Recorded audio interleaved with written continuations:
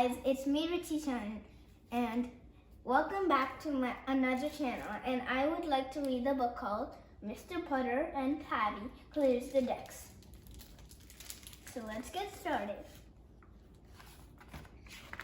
Mr. Putter and Tabby Clear the Decks, illustrated by Arthur Harwood. These are the chapters. Itchy, an idea, peeping up, a boat, another boat. It was summer and Mr. Putter and his fine cat Tabby were itchy. They were not itchy because of the fleas. There was never a flea in Mr. Putter's house. They were itchy because they were bored. The days had become hot and long. It seemed that all they did was lie around and dream of orange-sickles. They needed some adventure, and Mr. Putter knew where adventure was. It was next door. Chapter 2. Mrs. Tabby lived next door. She lived next door with her good dog Zeke, and they were very adventurous. I wonder why they're adventurous.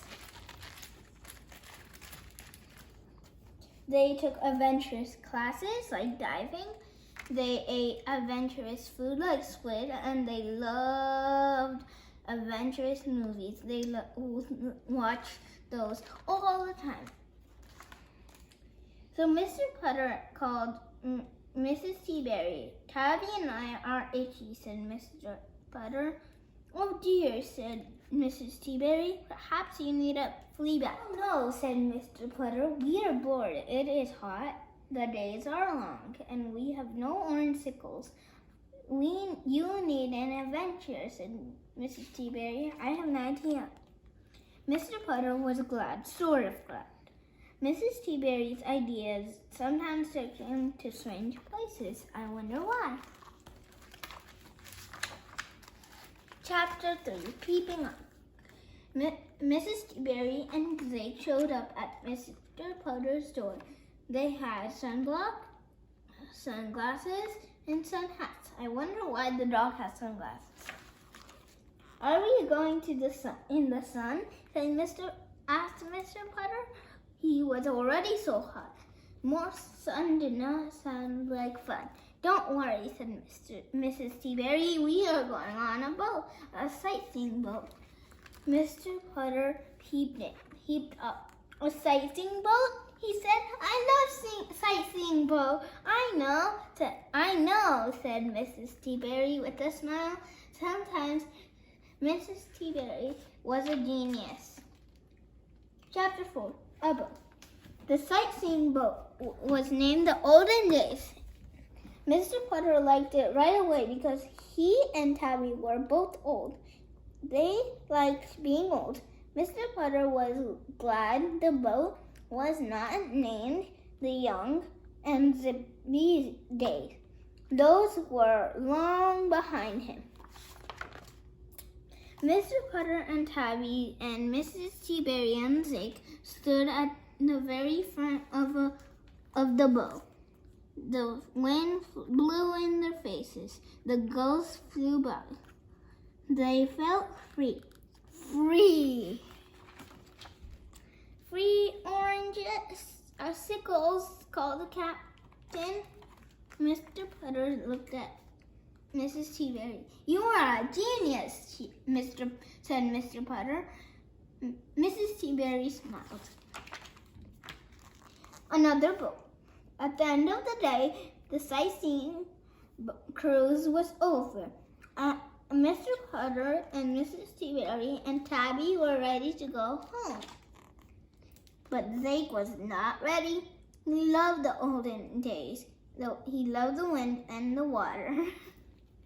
Plus, everyone kept feeding him French fries. Zeke did not want to go home. He clammed his teeth on a mask. Zeke would not let go. Mr. Putter tugged. Mrs. T-Berry tugged. Zeke would not let go. Then the captain came along. The captain knew what it was like to love a book.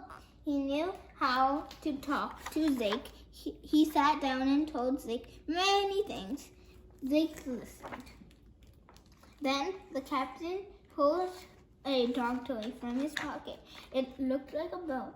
To take the boat, Zeke would have to let go of the mask. Zeke wanted the boat.